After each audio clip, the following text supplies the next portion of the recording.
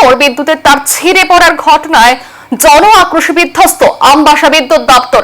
বিক্ষোভ মোকাবেলা করতে গিয়ে বিক্ষোভকারীদের ছোড়া ইট পাটকেলের আঘাতে মাথা ফাটল আমবাসা থানার ওসি নন্দন দাসের। পুলিশের মৃদু লাঠিচার্জ।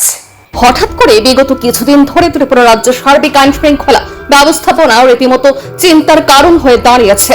যদিও সরকার প্রধান থেকে শুরু করে বিভিন্ন অংশের প্রশাসনিক ব্যক্তিত্বরা দাবি করে চলেছেন আইন শৃঙ্খলা ব্যবস্থা রয়েছে নিয়ন্ত্রণে, কিন্তু যেভাবে দিনের পর দিন পুলিশ সহ বিভিন্ন স্তরের প্রশাসনিক আধিকারিকদের উপর প্রায় প্রকাশ্যে আক্রমণের ঘটনাগুলো ভেসে আসছে, এগুলো নিরীক্ষে বলা যায় ভালো নেই রাজ্যের প্রশাসনিক ব্যবস্থা।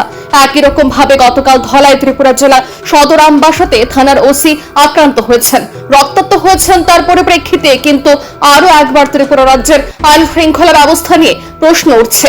এখানে উল্লেখ করা প্রয়োজন, পরপর বিদ্যুতের তার ছিঁড়ে পড়ার ঘটনাকে সামনে রেখে জন আক্রোশ তৈরি হয় আমবাসা বিদ্যুৎ নিগমের অফিসে।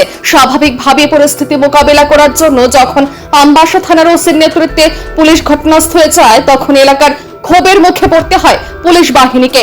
কিছুক্ষণের মধ্যে বিভিন্ন দিক থেকে ইট পাটকেল ছোড়া হয় এবং এরকমই একটা ছুড়া ইটের আঘাতে মাথা ফেটে চৌচির হয়ে যায় আমবাসা থানার ওসি নন্দন দাসের। উত্তেজিত জনতা শুধুমাত্র ওসির উপরে বা পুলিশের উপর আক্রমণ করে ক্ষান্ত থাকেননি, তারা বিদ্যুৎ নিগমের অফিসে ব্যাপক ভাঙচুর চালায়।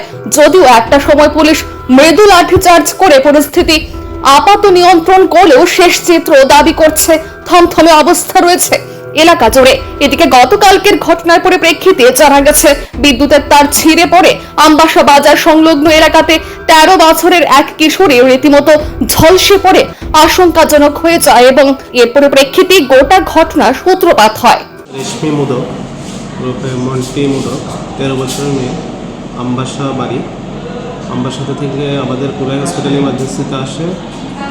History of touch with high voltage wire, high voltage তারের সাথে সম্পর্ক হয়, যার কারণে পুরো শরীরেই বার্ন ইঞ্জুরি ছিল।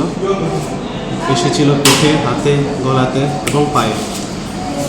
পেশেন্ট যখন আমাদের এখানে আসে খুব আশঙ্কাজনক অবস্থায় ছিল। পেশেন্টকে প্রাইমারি চিকিৎসা দেওয়ার পরে আমরা ইমার্জেন্সি আগরতলা জিবিপি হসপিটালে রেফার করা হয়।